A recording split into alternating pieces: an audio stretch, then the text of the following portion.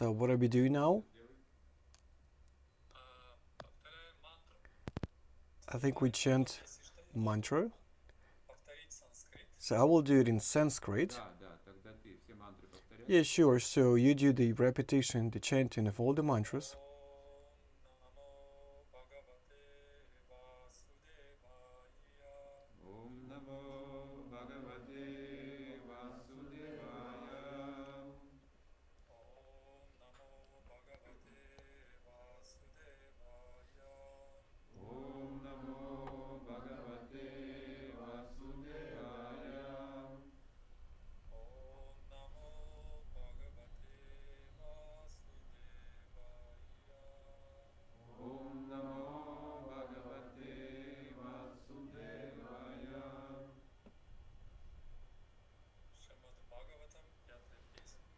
Srimad Bhagavatam, Canto 5, Chapter 13. Further talks between King Rahugana and Jayapataki. Text 22. Sanskrit.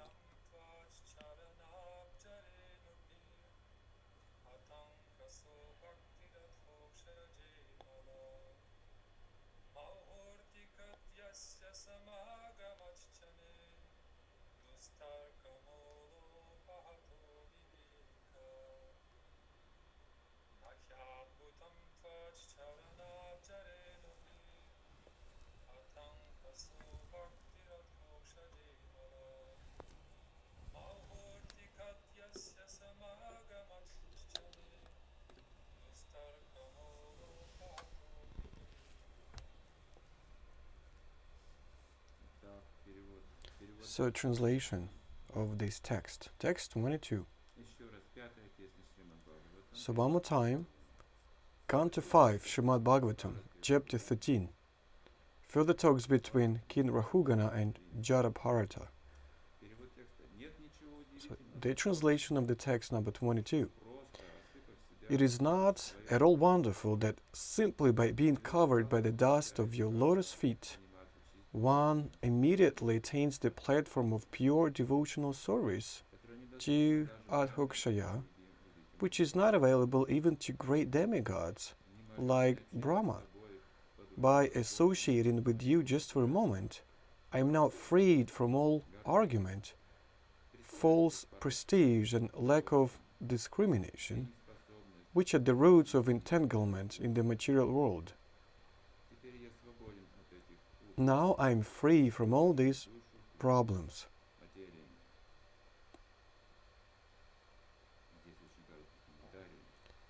So we have a comment here which is very short.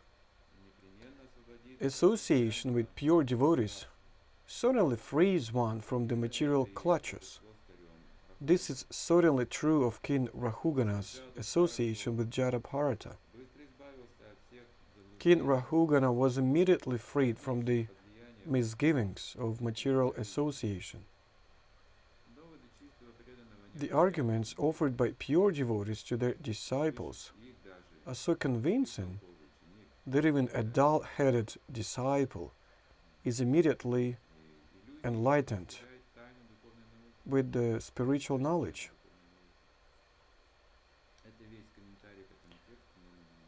So this is the old commentary to text 22. So liberation is described here virtually. So there's a liberation and there's a process of liberation, like a method of liberation. And these methods are given in these holy scriptures. So one of the methods is given here right now. So this is quite interesting because of the things that are described here can be heard by any person studying Vedas. So it might be something new for the Western people that have never heard anything of a Vedic culture, about Lord Vishnu, demigods, spiritual world, holy scriptures. He might have never heard anything about that. But in Vedic culture, it was known quite widely because everyone was listening to Brahmins, because they were preaching all the time. And King Rahugana, he was Jnani. He was a powerful Jnani, and he was associated with the sages. And he will tell about it a little bit later, because not always could he differentiate a real sage among them, because saintly people, they can bear different names, and this is what confusing. So there's a definite stereotype of a saintly person, just like in Christianity, you see. A saintly person is usually associated with an old man with long beard, wearing some kind of a sack on his body, with a belt on his waist, long beard. Just an old man. You see, that's what kind of image we have these days, and it's hard for us to imagine him in looking another way. Of course, if you just wear modern clothing, you'll never even can imagine a saintly person wearing modern clothing, like wearing sneakers, backpack on his back, just running around spreading books. No one could ever think that this is sadhu, because we think that sadhu should be looking differently, living in the forest, must have some siddhas, must perform some miracles, and we will read about it here. So how do we actually differentiate sadhu? How do we actually learn who sadhu is? In different religions, the sadhus, they have similar qualities. So of course, it might look really strange to us to see a real sadhu. You know, the point is that there are no discrepancies between them. Between religions, yeah, there are some discrepancies, but between sadhus, no. So now King Rahugana, he has come in contact with these different qualities. He knew philosophy very well. He has already heard about what liberation is. But remember, he also was a king, and even having all this knowledge, he wasn't free of all this identification with material things. Jnana does not set you free fully, because it is said here that he couldn't understand just one thing in spiritual science, the behavior of saintly people. So he could describe what soul was, the matter, and he came across with Jayapataki. I understood that he knew this language because he learned Kapila's teachings. This is called Sankhya. But this happened totally unusual, because right in front of him there was a person filled with this spiritual quality. He gave him to feel this spiritual taste, to sense it. So this is actually the purpose of liberation. It means that a person gets this spiritual taste. If he's liberated only on the level of mind, it's not enough. Then Rajaguna, he couldn't understand who was standing in front of him. And so this king, he has made a mistake. So once Jayapataki started talking, so then king got afraid, because he hasn't met such qualities before. Such humbleness, deep humbleness, such peace of mind, such full renunciation of matter and body. He didn't even get afraid of the king. Remember when he heard the king talking, he thought like, wow, this kid must be very well educated, but still he doesn't understand very simple things. There was like a compassion for this king. So when a king is trying to chastise one of his servants, it was like this situation.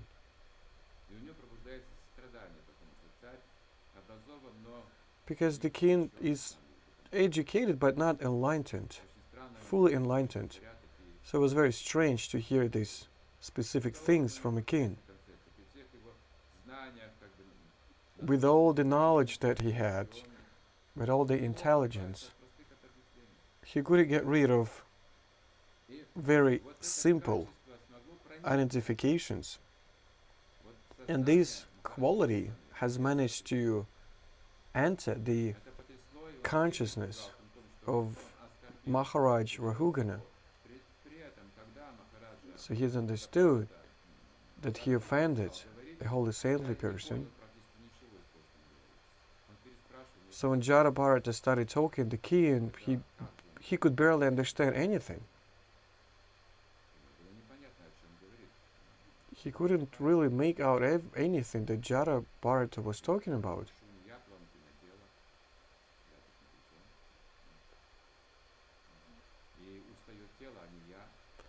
So Jayapataki was saying that, it's not me who gets tired, it's just my physical body. He was saying that, it's not me who gets tired, it's just my body, but not my soul. I'm a soul, so I do not get tired.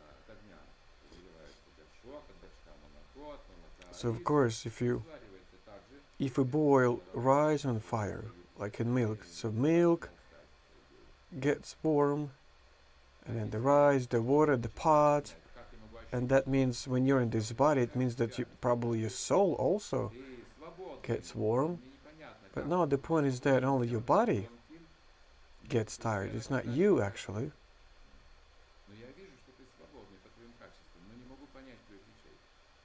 So King Rahugana said to Jayapataki, I can see you're liberated, but I still don't understand what you're saying here.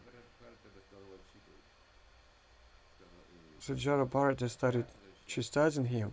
You see, you're coming back to this physical identification again, and you cannot hear me. So that's why this conversation keeps on and on, so that King Rahugana could eventually understand the difference between the materialistic platform to a spiritual one. And Jayapataki is going to tell him about it. In the world of matter, there's no reality, it's all an illusion until you connect all this with the Lord. So that's why you're given all this knowledge. Only that's when you can get this real liberation. So that's why it is said here, the one who is associated with the pure devotee will get liberated from this material slavery. So Maharaj Rahugana, he didn't renunciate, he didn't renounce from his duties. He was still performing his duties, but in another consciousness. He said that I got rid of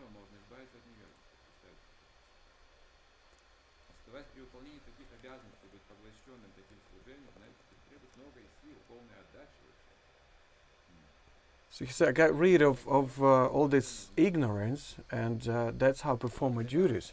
So, thanks to this samskara that you get from associating with the pure devotee, see, Prabhupada, he hadn't had a long association with his future spiritual master. He had just been thinking for 11 years before getting initiated by his spiritual master. He had talked to his future spiritual master for just several minutes, that's it. So that's why probably, because Prabhupada's father was a spiritual person, and he would invite many spiritual masters into the house when Prabhupada was a little guy. But then Prabhupada said, I was totally, I stopped believing in all those sadhus because all of them were fake. So he got disappointed in all them. And that's why he decided to follow Gandhi. He once told his father that, I've seen so many of them already, all these sadhus. My father would just invite them all to our house, but I didn't see any special in them. They're not able to change this world, but Gandhi is. Well, they practice something, they tell something theoretically, but nothing really is happening in their lives. So we are still an enslaved country, and we still remain to be this country. So, I'm totally frustrated in all these sadhus. But then Prabhupada will say, okay, just hold on a minute. I'm sure that you will appreciate this sadhu. You just have to see him with your own eyes up high. You're a very spiritual person, so you must see the spiritual master, for sure. So Prabhupada was just forced to see his spiritual master. And then Prabhupada said that within just several seconds, Bhaktisiddhanta Saraswati, he convinced him. He got deep into Prabhupada's heart. He told Prabhupada that you have to spread Lord Chaitanya's knowledge all around the world. So Prabhupada said, yes, we've always been Gaudiyas Vaishnavas, and I've never been told anything like that about Lord Chaitanya. But then suddenly I see this sadhu sitting straight with this Brahmana's robe. And Prabhupada said, I was totally shocked by the words of his spiritual master, future spiritual master. So he got a taste of liberation instantly. He was told by Bhaktisiddhanta Saraswati to spread the knowledge of Lord Chaitanya all over the planet. So it felt as though Prabhupada got liberation the same moment.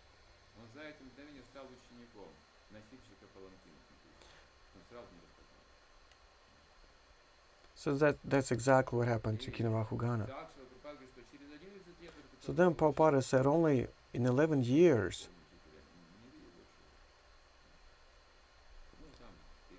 he got initiation. He got initiated by his spiritual master. Even when he was visiting lectures of his future spiritual master, he couldn't understand anything because everything was in Sanskrit. So Prabhupada couldn't understand anything, but anyway, he was trying to attain all the lectures. He was just, he had this taste of listening. He just wanted to listen to his spiritual master.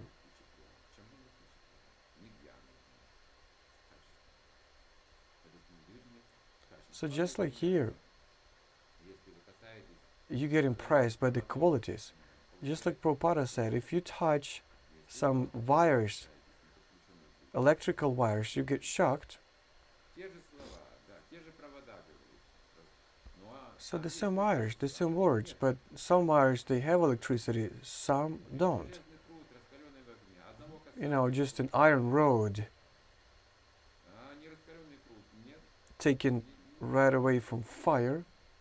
If you touch it, you'll get a burn, right? But if it's not being to fire, and if you touch it, it's not going to hurt you. So now there's a matter of having contact with the true source. It's not the body, it's soul. The words themselves are not true because they give voice to some material things. In material world, the sound is exploited. The sound is Krishna himself, actually. So everything is exploited here in this world, and all these senses are given to us just to hear about pastimes of Lord and not to lead your life senselessly. You might lose everything, although initially speech, sound are designed for the spirit to act, for the intelligence to act, so that a soul can perform activities. Just because you want to serve selflessly, and then Jayapataki is gonna tell us all the secret. Like, you have to find the root, the Supreme Personality of Godhead, and then you have to pour this root with water.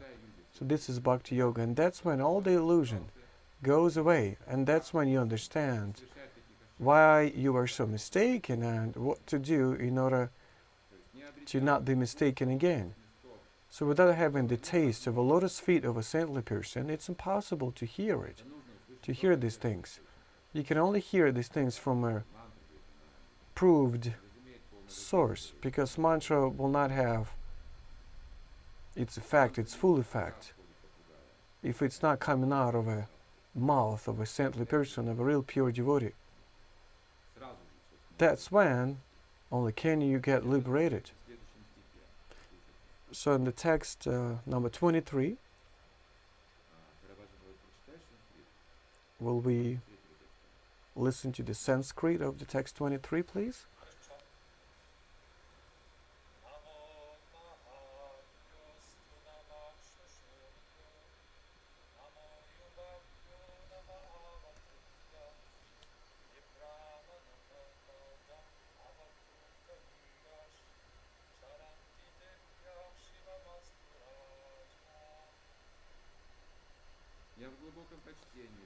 I offer my respectful obeisances unto the great personalities, whether they walk on the earth's surface as children, young boys,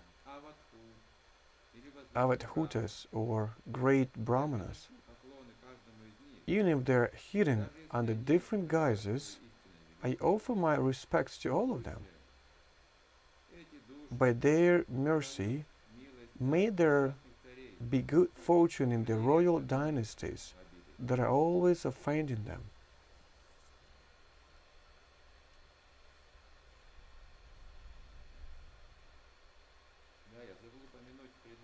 So I forgot to mention in a previous text name of Adhokṣaja, not just put by coincidence, because you cannot feel him by your material senses. Only sadhus can give you this sense, the possibility to feel his presence. Adhokṣaja, something above your senses.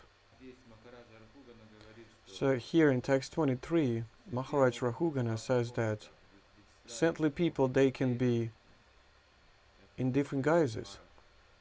Like an image of children, for example, Kumaras, or the dwellers of Vaikunthas, they couldn't even see pure devotees in them, because they were like children, like 5-year-old children, 4 or 5 years. If you see a person, a kid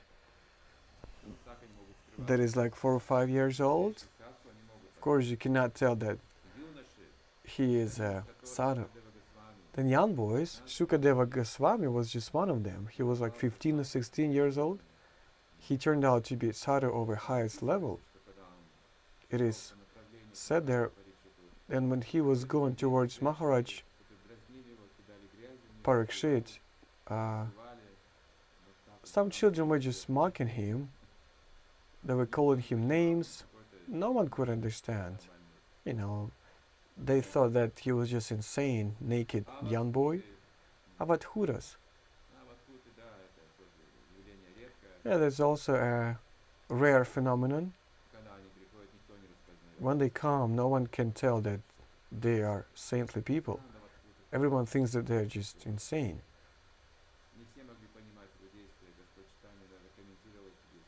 Lord Chaitanya was even commenting what Avadhutas were doing. It was really difficult to explain it. Or great Brahmanas. So they can be Brahmanas, sannyasis. In Varnashrama Dharma, usually Brahmas are very honored. Children, young boys and Avadhutas are really difficult to differentiate, to understand who they are.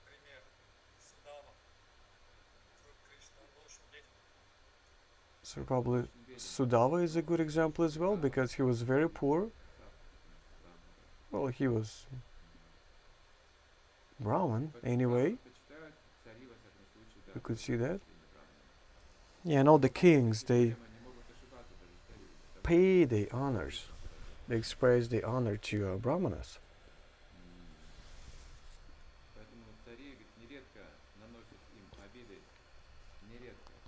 So kings, sometimes they offend them, and not quite seldom, but I would say quite often, because people just do not understand the saintly people's real position. Why? Because there are some rules, moral rules, religious rules in our society, cultural rules,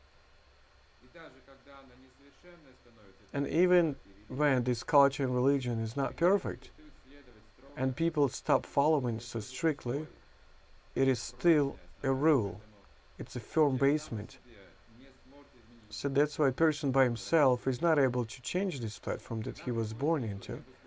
So then a saintly person comes, a person that is not conditioned, and tells us that this is all not true, and this is what the truth is. And he agitates the minds of people that are guarding all these rules. Usually these are the kings, the people that form some laws, and that's when we have a conflict. As it appears, saintly person, as a rule, wins, although he suffers a lot, and somehow Lord arranges everything, arranges this knowledge coming into the minds of all these people. And then people understand that, yeah, this was probably a real saintly person. Either they have sacrificed him or beat them up, killed him. But then, so what people do is they understand, they realize that this was a real saint person.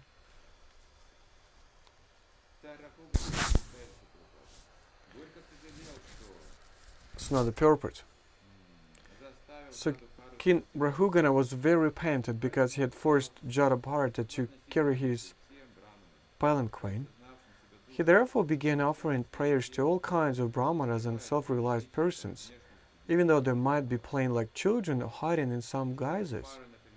The four Kumaras, for example, walked everywhere in the guise of 5-year-old boys. And similarly, there are many brahmanas, nobles of Brahman, who traverse the globe either as young men, children, or avadhutas. Being puffed up due to their position, the royal dynasties generally offend these great personalities. So therefore King Rahugana began to offer his respectful obeisances unto them, so that the offensive royal dynasties might not glide down into a hellish condition. If one offends a great personality, the Supreme Personality of Godhead does not excuse one, although the great personalities themselves might not take offense. Maharaja Ambarisha was offended by Durvasa, who even approached Lord Vishnu for pardon. Lord Vishnu would not grant him pardon, therefore he had to fall down at the lotus feet of Maharaja Ambarisha.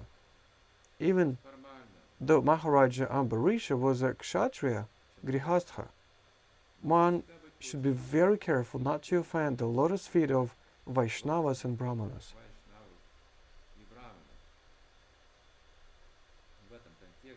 In this context, so you see, we have to be really careful when preaching to new people, the neophytes. They seem to be lower than us just because we kind of are more experienced, because we have started this path a little earlier, but this is just a visual side.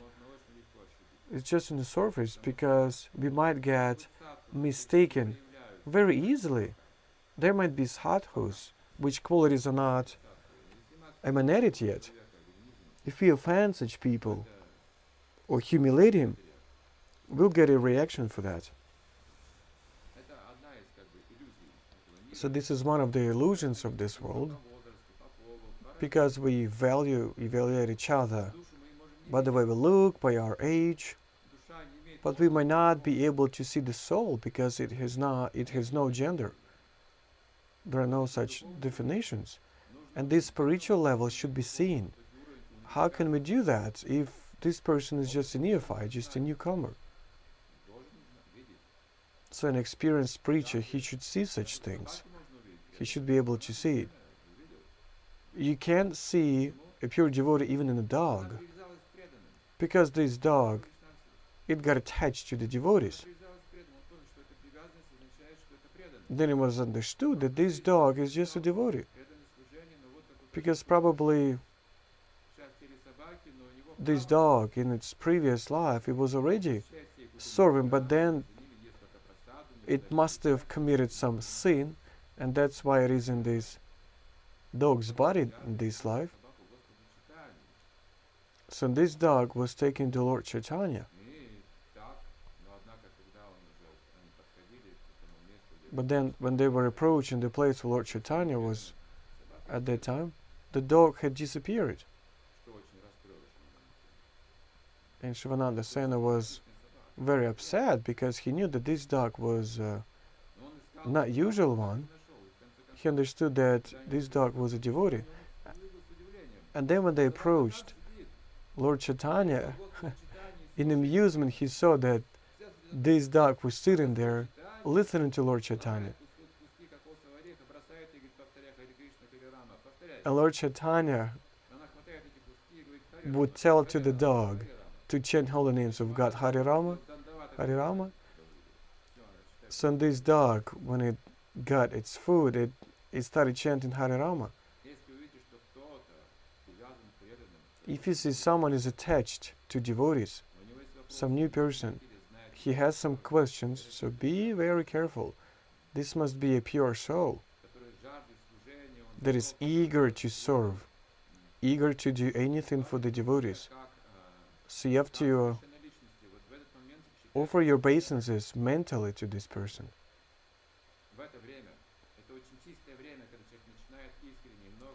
So this time when a person just starts doing something, just starts serving, this time is very pure. And you have to understand it this way. You see, this food is fresh, so eat it, accept it. Yes, he might commit some mistakes later on, commit some offenses, but this is going to be later. But in the beginning, you see, this food is fresh. It might get spoiled later, but it's going to happen later. So if you offend such a person, there's a high risk.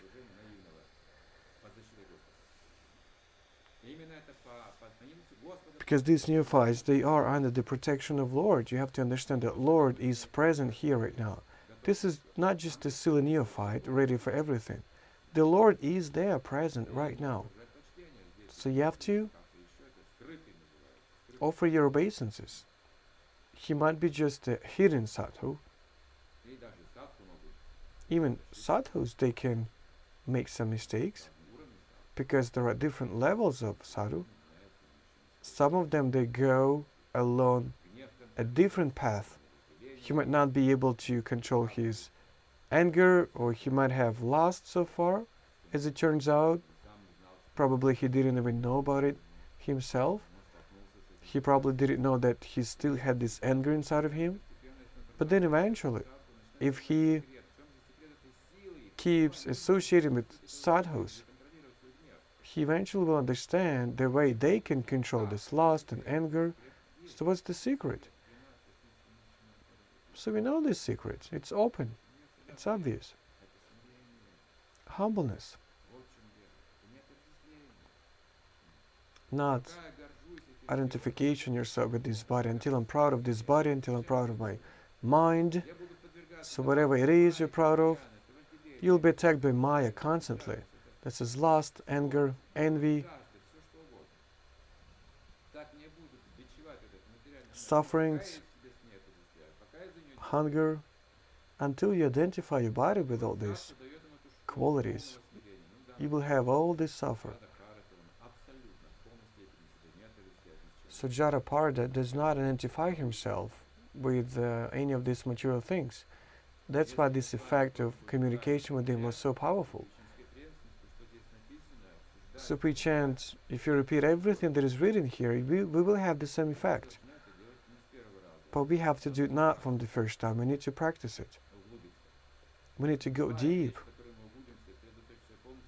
Anything that we are deepened into becomes real, even if it's an illusion. That's how our mind works. So that's why it is recommended to concentrate your mind on something important. Do not concentrate yourself on temporary things. Concentrate on your duty. This is an eternal notion. Sanatana Dhamma. So whatever your duty is, commit your duty. Committing your duty, you will never fail. You are protected by your dharma.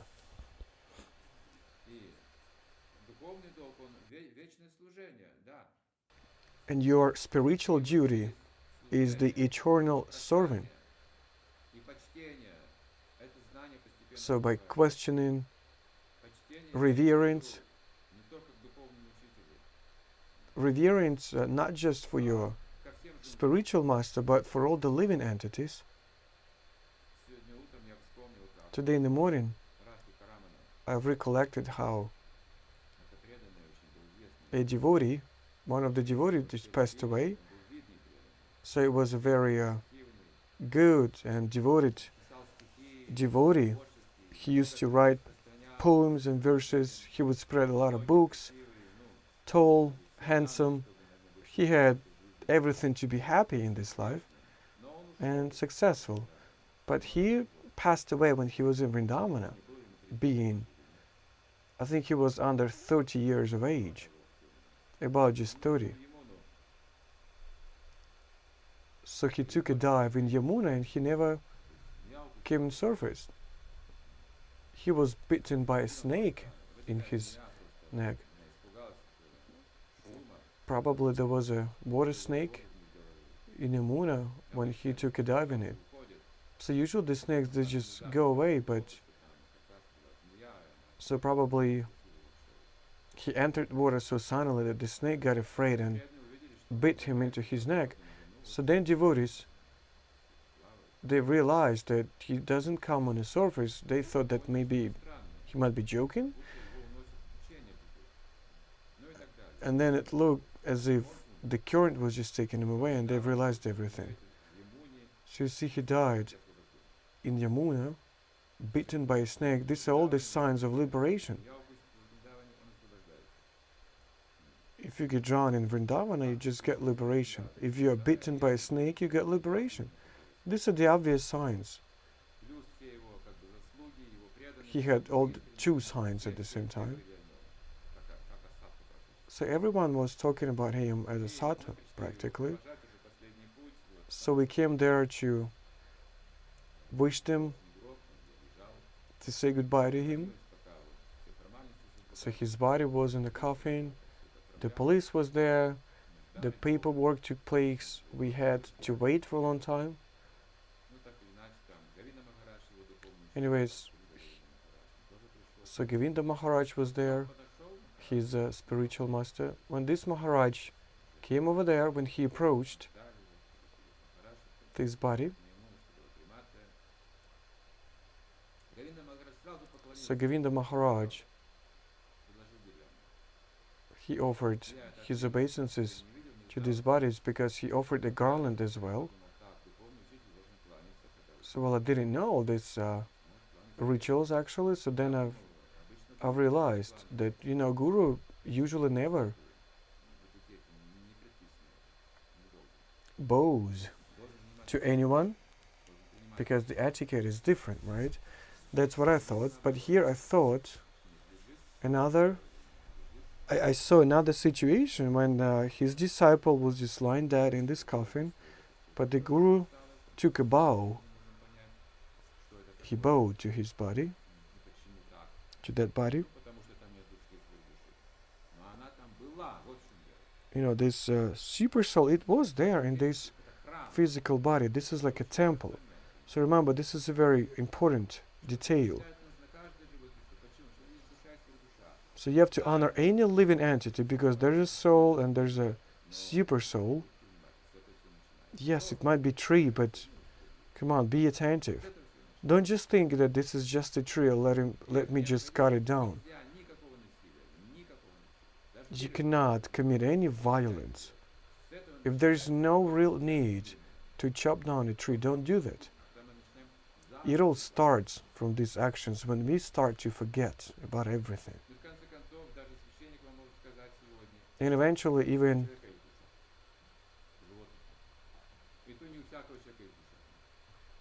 a person, a saintly person like a holy father can tell you about that you have a soul, that there's a soul. For example, you kill an insect just for fun. This is where exactly it all starts from. And Jayapataki, he was carrying his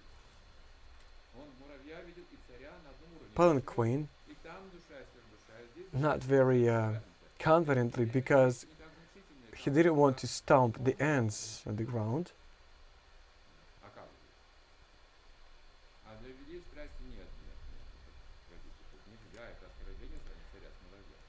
Yeah, so the point is that, of course, the king and an ant are not the same. When you're in passion, of course you think that this ant is just nothing.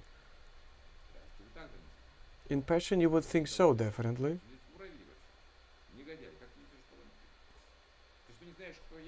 So if you carry a palanquin and you do it not confidently because you don't want to kill the ants on the ground, you may understand that, like, what are you doing? Why aren't you carrying palanquin confidently? Do it in a more confident way. Forget about the ants. They're nothing. They're not so important.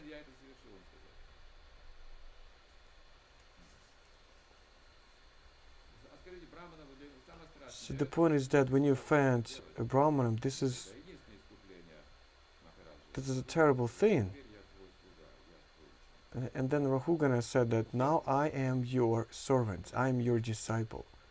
So this is the power of sadhu. He can give you Krishna's consciousness right away if the disciple is ready, of course. You can get this knowledge instantly.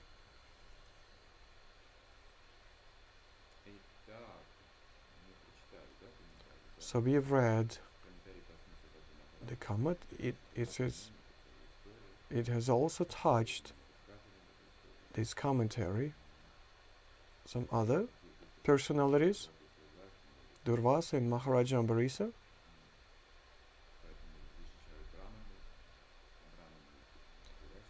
Usually Brahmanas, they give protection to kings. This is their duty, to enlighten kings.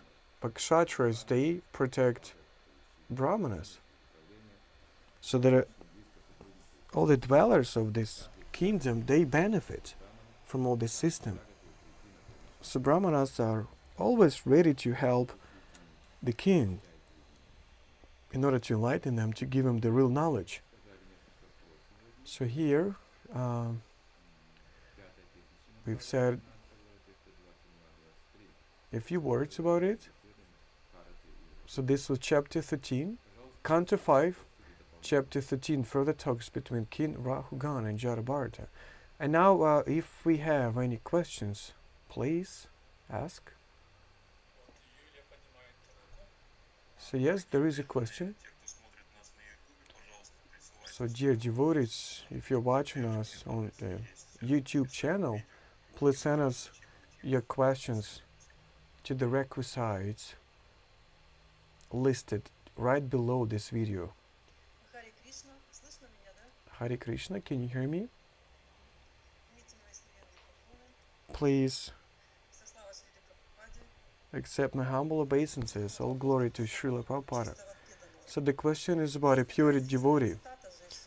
So there's a popular citation from Srimad Bhagavatam. If a Vaishnava's behavior does not correspond to a Vaishnava's etiquette, so that's when you have to stop associating with this Vaishnava, even if he's devoted to Krishna. So how does a neophyte tell a pure devotee from not a pure devotee? How do you understand it? So imagine a new person, a newcomer, can see a mild, soft person, and if he understands that this is a pure devotee, so how do you tell this deviation from Vaishnava's standards? Neophyte is very naive. He thinks that all these devotees are pure devotees. That's why he's protected from this viewpoint.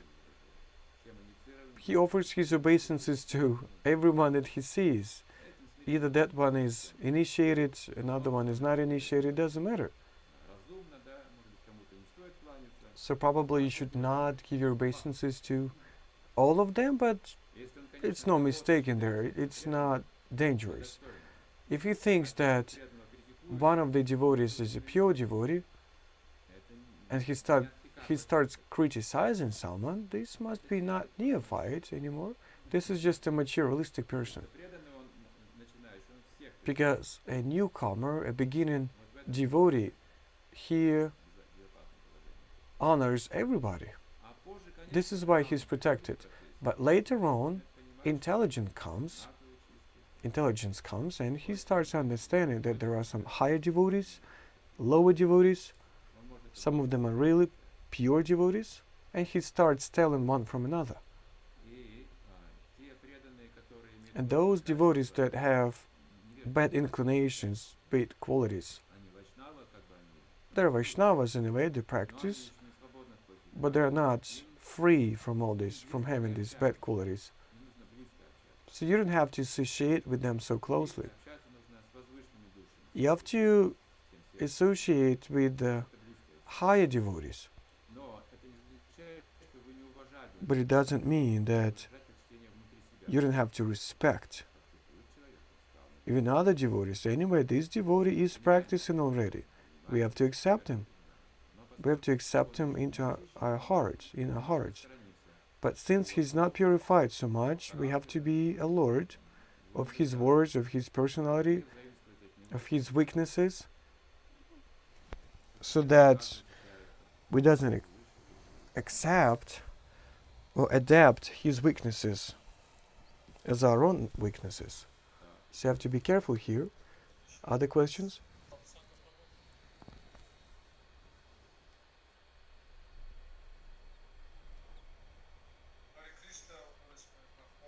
Hare Krishna, Guru Maharaj. Hare Krishna, dear devotees.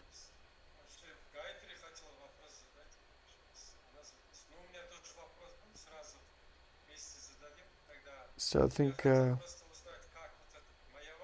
the question is about Mayavadi. So Prabhupada is, of course, he's against Mayavadi. So how does Mayavadi emanate among devotees?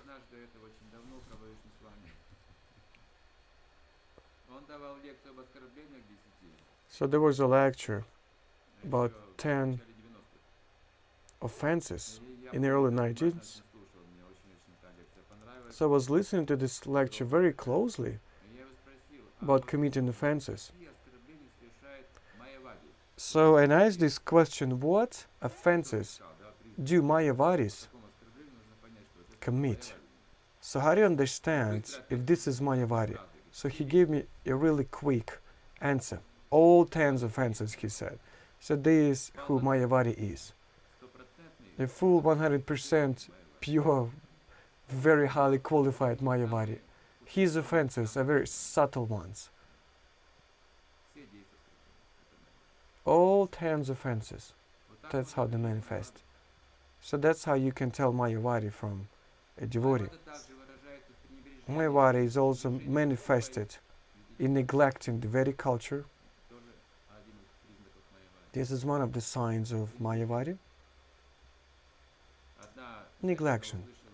So one woman has heard a lecture about Mayavadi given by one spiritual master in St. Petersburg.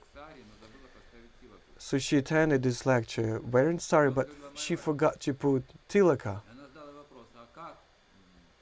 And he was talking about Mayavadi, and she said, how do I see Mayavadi? What does this Mayavadi start with? How does it manifest? You see, there's no tilak on you, so that's how it all starts. That's how it all starts. When Nirajana Swami would come to Russia, he didn't put this tilaka so brightly. But he said that I put this tilaka with just water. You don't see it, but I do it. So I chant mantras and I put this tilaka with water. So this is all personal. This is the Krishna's consciousness. See what this thing is. We think that these things are not important, not significant. A lot of us think so. But the point is that it is extremely important in Krishna's consciousness. Bhaktivinoda Thakur used to say that the forehead without tilaka is the place of crematorium. So that's what he said. This is a dead body. Not spiritualized by tilaka. This is just a place of crematorium. So when you see a person neglect these things, so probably he's still impersonal. When we would spread the books, it was in the 19th, Rahini Sudha Prabhu, he was inspiring us because he was spreading the books always. And he used to ask us, like, how many books have you spread? How many have you spread? And a lot of us used to answer that, we just don't count. But he said, you don't count because you're Mayavadi. A devotee, he finds himself pleased when he actually counts the number of books he has spread. This is his real bliss. You see, such things, such details, they also can show us our state of mind.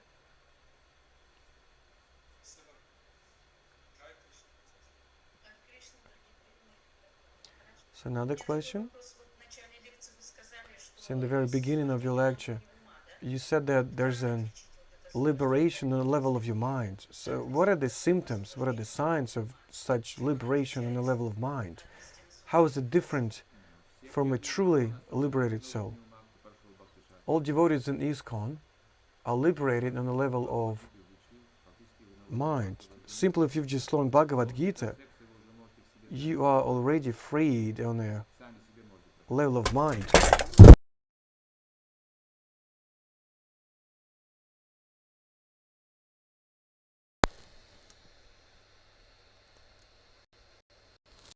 So you are already liberated on a level of ignorance.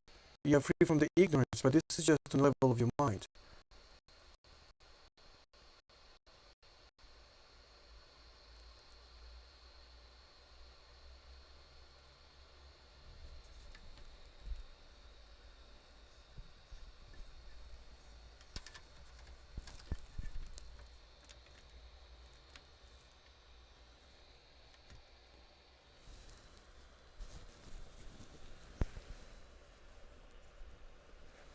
So please expect my obeisances, Jay Maharaj. I have a question about sadhus that we cannot see, not manifested sadhus. So these sadhus, can they appear visually as demons, but at the same time, the qualities can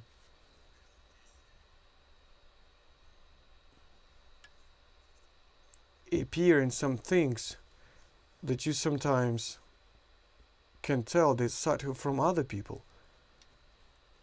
Well, Narada, when he was initiated one snake, he said to this snake, never bite anyone else. This is ahimsa. And this snake's life has turned to be a hell. And of course, children and all the people, they've understood it, and they started just mocking from this snake. And this snake, it it came back to its Guru Maharaj, and it said, the Guru Maharaj, I have a problem. People just beat me, they just mock at me. My life has turned into hell because I cannot bite anyone. No one is afraid of me. But then Maharaj said, I told you not to bite, but you can actually mimic biting. So if Sadhu can appear as a demon, it's just mimicking. So you think that when devotees were attacked by other people, do you think they were so humble? No, they weren't. They could fight back then. Not all of them, of course, just some of them. That's why a devotee can change his clothes, so to say. He can change his appearance. But matter of fact, his heart is pure. If we play a role of demon, it might be dangerous because eventually you may convert into demon. You don't have to do it for a long time, this mimicking.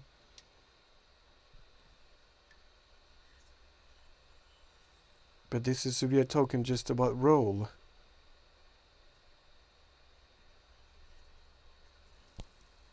So if a devotee has like a specific purpose, but what if devotee does not even know that he is like sadhu?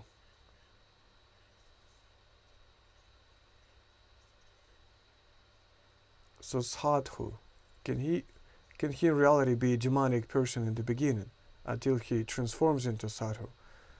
Yes, of course he can. Samrigari's story tells us about it.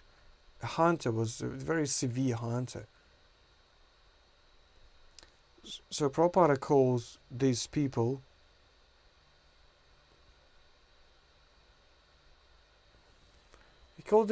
like without sins. It's just they don't know anything about anything else. So most of us, like 90%, are innocent. Prabhupada calls these people innocent. They live like demons. Their lifestyle is a demonic, just because they know no other life. So they're just innocent. 90% of us. Another question. So I had a similar question.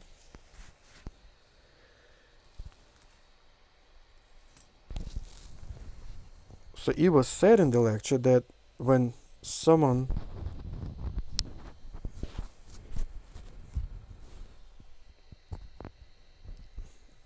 expresses some demonic tendencies, everyone will be just avoiding him.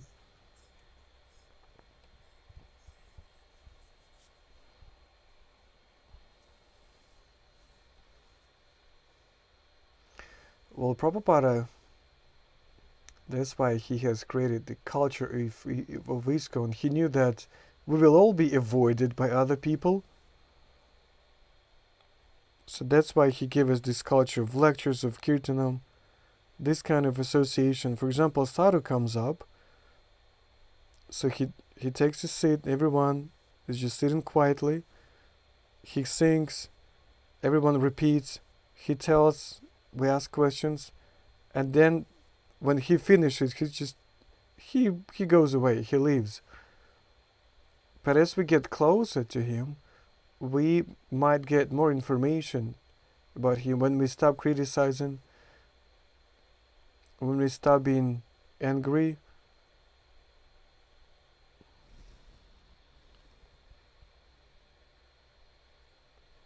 So in the beginning, it's just sadhana bhakti. You just follow these holy scriptures. But that's what the method of purification is.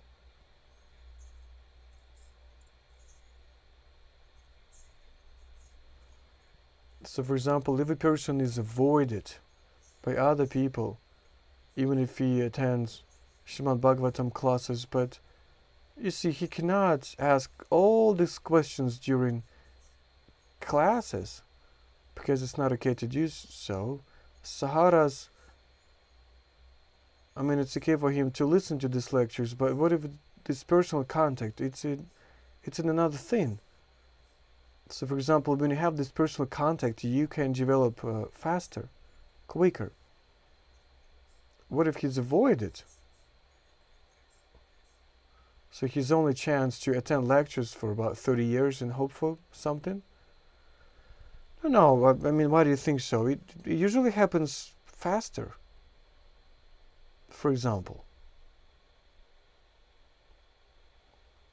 So Prabhupada, he was changing his close servants because there are also some difficulties in there. It's not that if you're close to your spiritual master, you develop faster.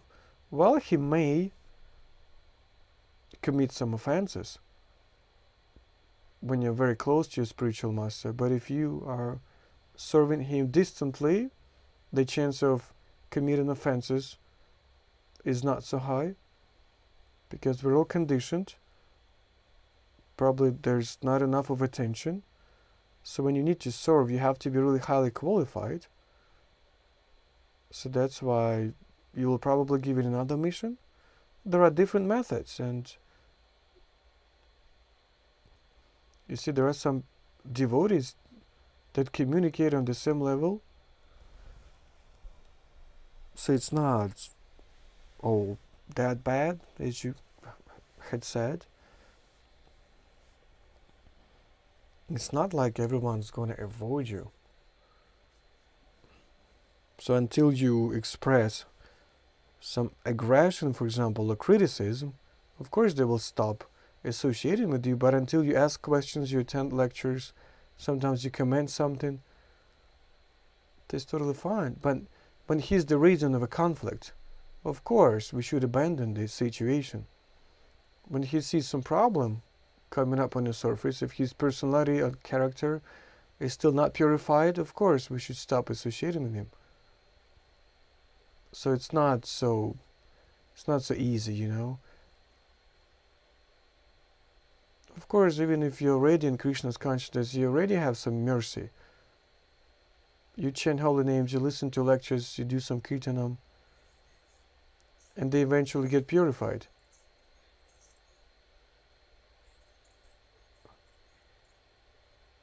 So I'm sorry to interrupt, but when this newcomer, when he's having some hard times, he might be in pain, and he might not be, he might not agree with everything, and so why do other devotees stop associating with him? So I think you're probably talking about a person that wants to associate with someone else, but he's being avoided anyway. It's not, there's no mutuality. But he's got his own circles of association. What if this person has some criticism or some anger? Probably that's because he tries to associate with someone, with some devotees. They think that this person is just criticizing them. Now look, you just have to find someone who is not avoiding you. Someone who accepts you. Of course, someone might say, no, I can't help you. Why am I supposed even to do it? This is all an individual thing. You have to rely on Krishna here. We can't solve all these issues. If I'm able to help someone, yes, I try to do it. But if I'm not able to help this person, I will not even probably try. If he doesn't listen to me, and if he continues committing even more offenses, why should I do that? You're just saving your spiritual life.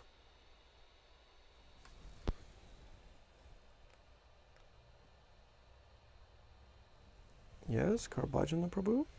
You wanted to say something? We cannot hear you.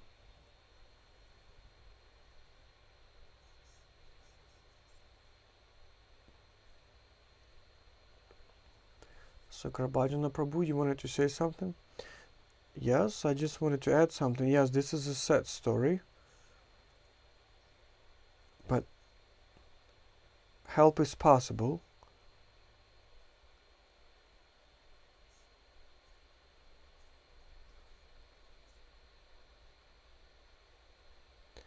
So only those people can help you that accept you, even your criticism.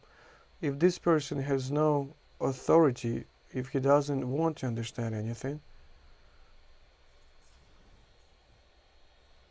so of course not everybody can help you, but some real devotees, if he accepts them, they can help him. If he listens to them, and more experienced devotees, they can help him to get out of this situation. So without accepting anyone else, it's really hard to get some help if you don't see any authority. Do we have any questions from YouTube chat? Yes, we do have a few of them. So the first question is, are we supposed to regularly attend the grave of our ancestors? Well, yes, from time to time we have to attend our ancestors' graves. The point is that we don't know these rituals actually, truly. All that people do right now are not actually rituals. And in addition, Prabhupada didn't tell us anything about it. I don't remember anything about it. These are the subtleties of Vedic culture that have been forgiven in our world these times. Even in India, all this is forbidden already. Well, the way you can do it is just chant Hare Krishna. This is the only thing that works now.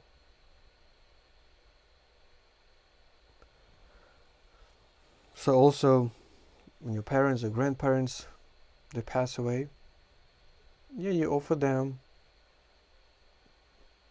sanctified food. Well, we know some moments how to do it, some details. And of course, you have to feed the picture of your passed away ancestor with prasadam. That's all I know, but I didn't actually learn all the other subtleties. Thank you very much. Another question. So please accept my humble obeisances.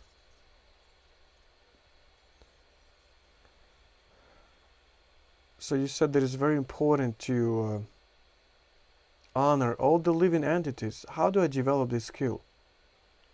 Well, if you're asking this question, that means that you're already on this path. If you want to have this Krishna's consciousness, you may think that you're on the right path. So now just have some patience, practice, learn, study, and discuss. You see, we're in this process right now. And try to apply all this knowledge in your life. Do not commit any offenses in regard to any living entities. Do not cut down trees when you don't need to do it. So this practice is giving you this opportunity to understand all these things.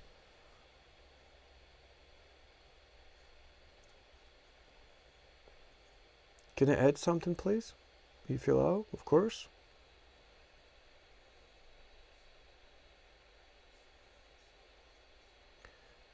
So this text today, it says that nowadays it's really hard to identify a real devotee.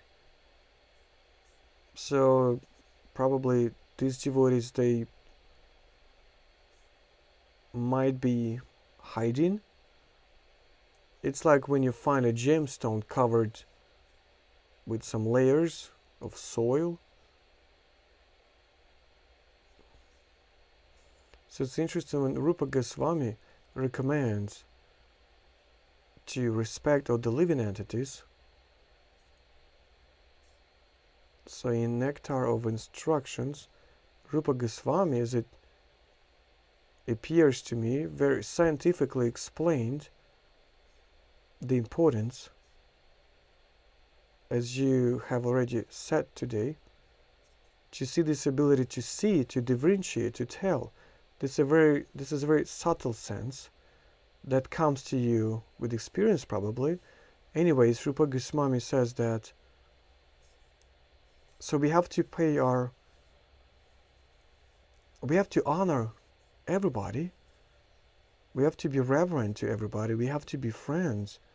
And then in the 6th verse, Rupa Goswami tells us very important instructions. A pure devotee, being in Krishna's consciousness, does not identify himself with this physical body. You cannot think of him from the material point of view.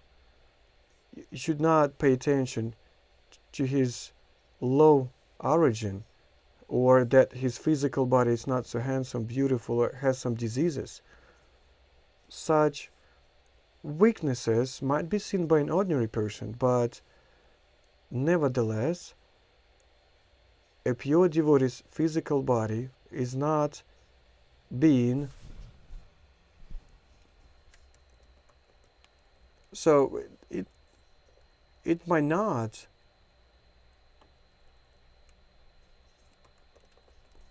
there's some technical issues with the sound.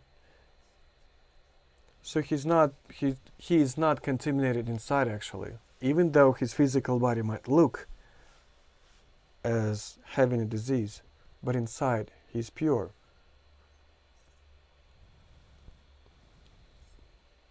So after Rupa Goswami tells us about it, that the visual appearance might be deceitful, but inside there's a pure devotee. So this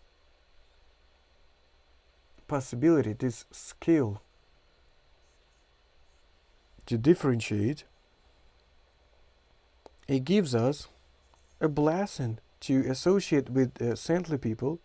And then in the next text, Rupa Goswami says, then these diseases will go away and the person can constantly chant holy names of Lord.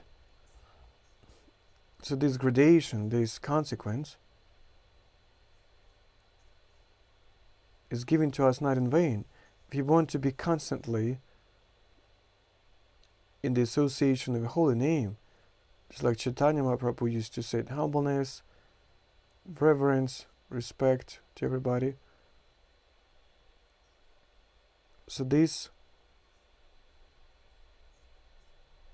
you can get this blessing by just having association, just like Rahugana has seen this pure devotee, pure Vaishnava, even though he was king. So then suddenly he was probably ready to see this blessing of the Lord, and he got this transformation. So I just wanted to share some thoughts on that topic. The way it is so important to have some reverence for devotees and respect, and try to help newcomers. If there's no trust, for example, there are some devotees, preachers that visit us, for example, even if they don't have these close relationships, we can say that, you see, we have some devotees that have some troubles. Could you please help them? Could you talk to them?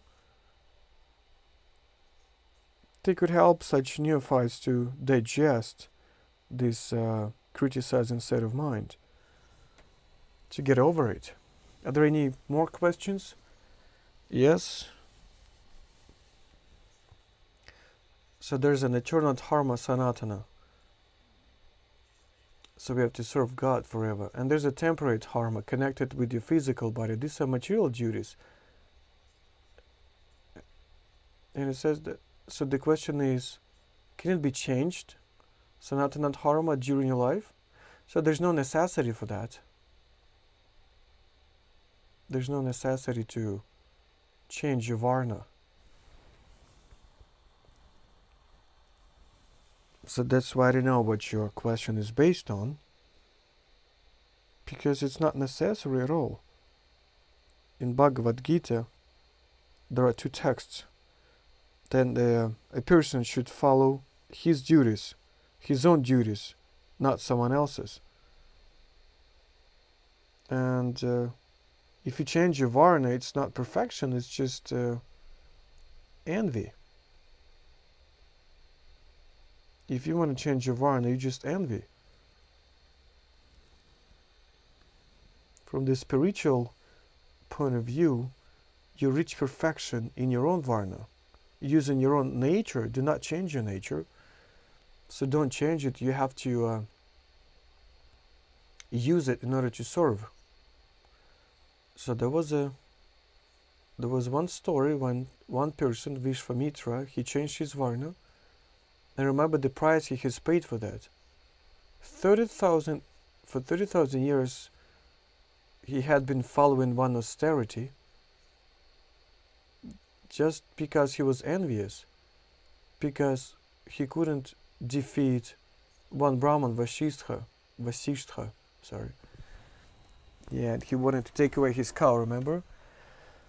So he was fighting and fighting and fighting, and then he came into the conclusion that he had to become Brahmanam in order to defeat another Brahman.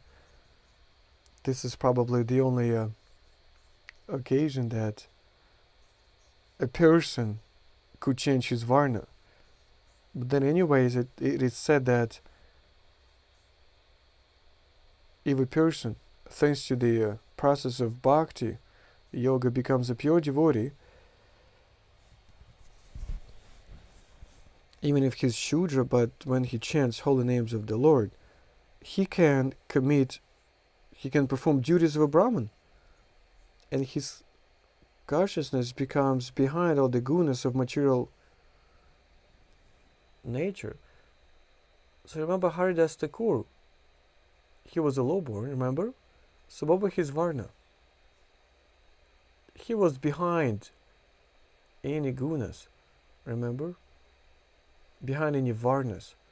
But Chaitanya thought of himself to be even above all Brahmanas. But Haridas Thakur, he was behaving like Yavana.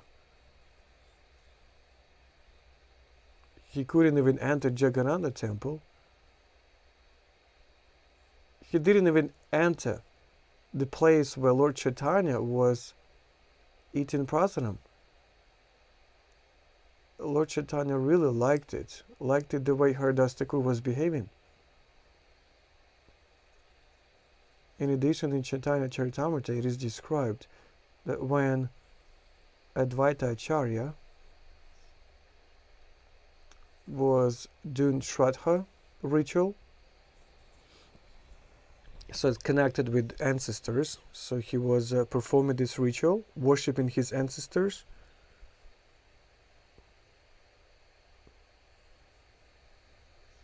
And the essence of this ritual, just to cook food with love and devotion, then offer it to God, and then you have to give this food to the purest Brahman.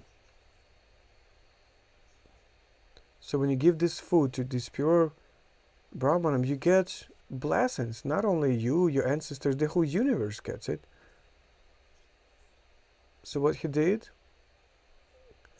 he was Brahman, remember? So he grabbed Haridas Thakur and put him on the most revered place. He performed puja and then gave him some food. So he said that, you're Acharya, like, you know all the traditions, I'm this Yavana. You'll be criticized by all the orthodox Brahmanas. They will be just making fun of you. But Advaita Acharya, he said that, let it just burn. I don't care. I know you. I know who you are. I know that you're a pure devotee of Krishna.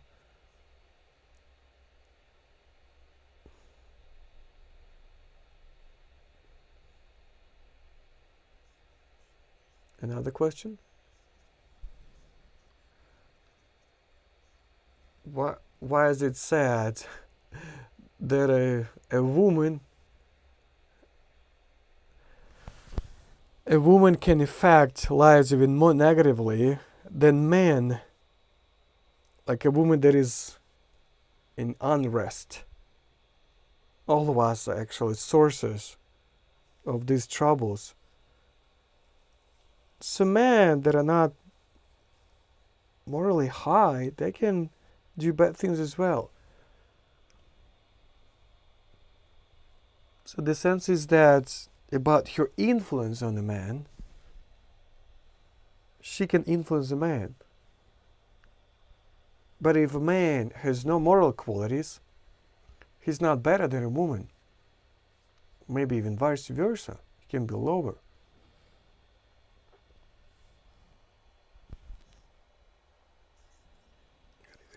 So there's another question if we still have some time. Yeah, the last one.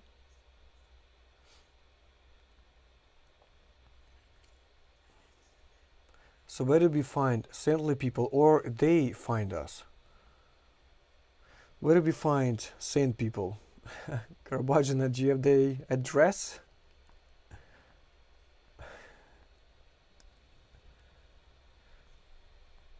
Well, Srila Prabhupada, he answered this question. So one of his disciples asked him,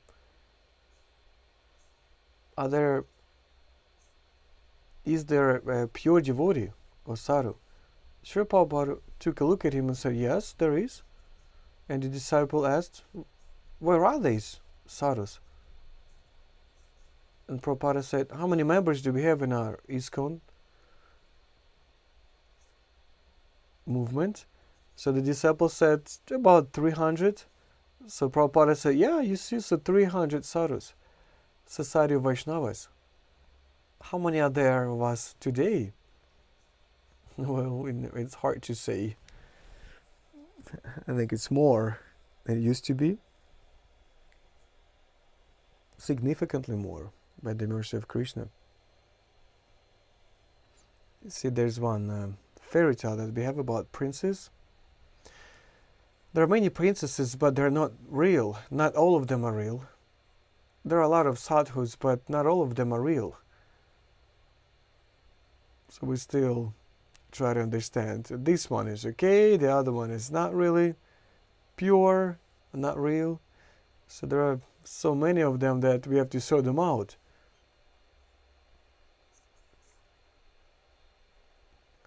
So in order to understand who sadhu is, we have to have this special qualification, Kampila Dev, in the third canto of Srimad Bhagavatam. And Krishna also describes it in the 12th canto of Bhagavad Gita. All the qualities of a real sadhu. So we may read it. So first of all, this is the ability to see. So that's why devotees, they have to follow this practice.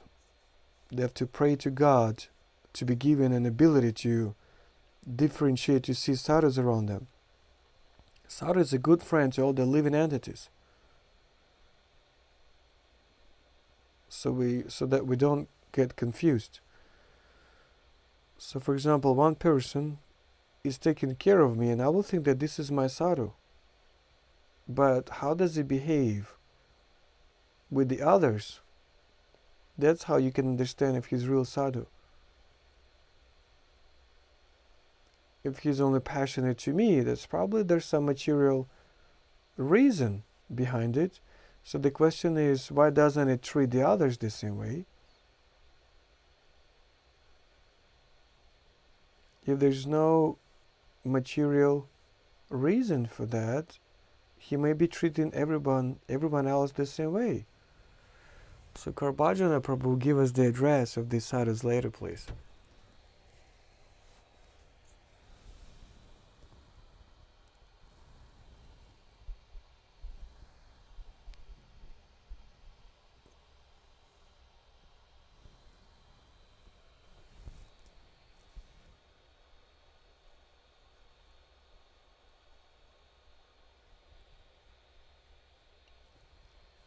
I can see Great Hari Prabhu raising his hand.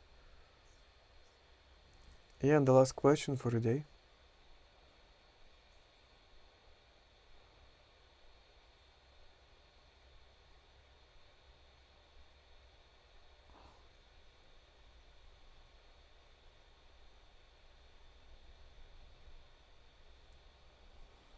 So in Bhagavad Gita, in the second canto,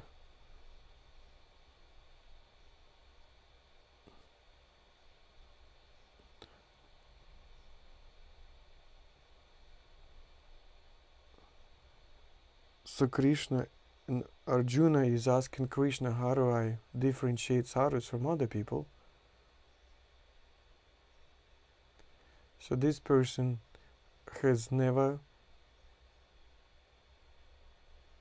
doesn't have any lust, always happy, does not anticipate anything from other people, doesn't want anything specifically for him, that has no fear, so that one is a real sane person. So that's how Krishna answers Arjuna.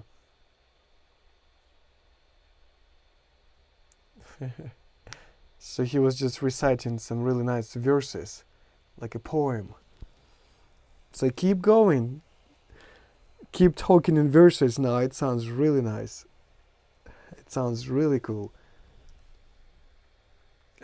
So now, from now on, any question you ask, do it in a poemic style. So this will be amazing if you recite Srimad Bhagavatam in verses and poems. So I have something else to say. Since we are studying the ideas of Srila Prabhupada, the purposes of ISKCON, so Srila Prabhupada underlines one of them. It's really important to spread the knowledge of a soul, knowledge of God, based on Bhagavad Gita and Srimad Bhagavatam. So today, we have invited, for 2 days in a row, Mondays and Tuesdays. So in the evenings, we usually have 2 lectures when we read Bhagavad Gita, we discuss it. So we've invited one of the preachers that have been studying Bhagavad Gita since 1980. The knowledge of a soul, the knowledge of God. So we invite everyone today and tomorrow. There will be like a short seminar on Bhagavad Gita. So who is Akshavaku? Tell us, please. So he's a disciple of Jayapataki Swami. He joined Krishna's consciousness in 1983. Now he lives in Australia. He's married. And they preach. He preaches knowledge of Bhagavad Gita with his wife. So where was he born? So he's from Australia, as far as I understand.